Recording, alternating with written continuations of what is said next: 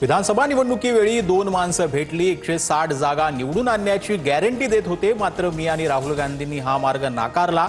शरद पवार यांचा मोठा गौप्यस्फोट. राहुल गांधींसारख्या कपोलकल्पित कहाण्या आता शरद पवारही सांगू लागले.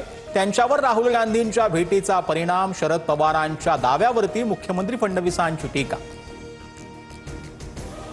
राहुल गांधींनी निवडणूक आयोगावर आक्षेप घेतला असताना भाजप आणि मुख्यमंत्र्यांनी उत्तर देण्यास पुढे येण्याचं कारण काय? राहुल गांधींच्या प्रश्नांना आयोगांकडून उत्तर हवं आहे, शरद पवारांची प्रतिक्रिया. सोमवारी इंडिया आघाडीचा मोर्चा केंद्रीय निवडणूक आयोगाच्या कार्यालयावर धडकणार. राहुल गांधींचं मत चोरीच्या दाव्यानंतर देशभरात निवडणूक आयोगाविरोधात वातावरण तापण्यास सुरुवात.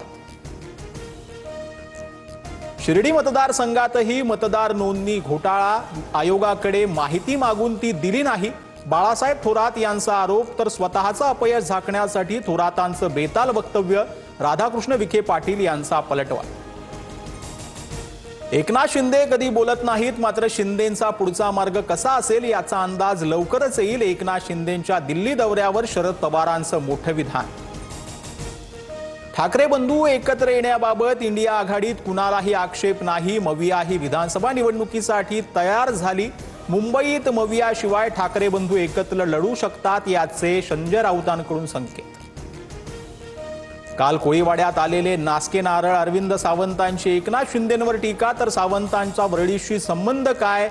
वरळी तुमच्या बापाच्या मालकीचा आहे का? नरेश मस्केंची खोचक टीका. ठाकरेंचे आमदार सुनील शिंदेंच्या मुलाविरोधात गुन्हा दाखल. शिंदेवर महिलेला धक्काबुक्की केल्याचा आरोप, तर इंस्टाग्रामवरती पोस्ट करत शिंदेंनी आरोप फेटाळले.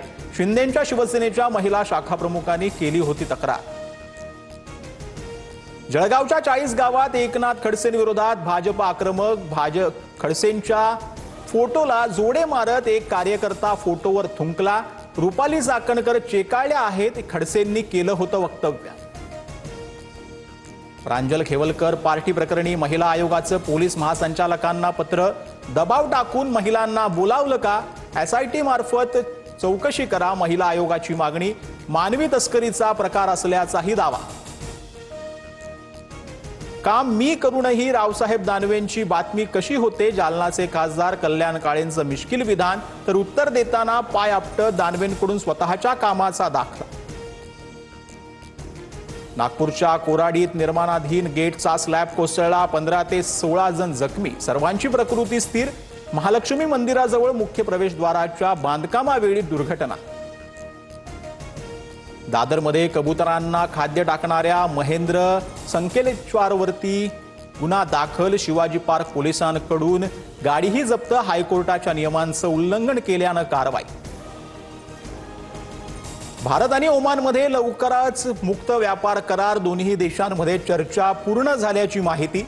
भारताच्या आयातीमध्ये पेट्रोलियम उत्पादनं, युरियाचा समावेश.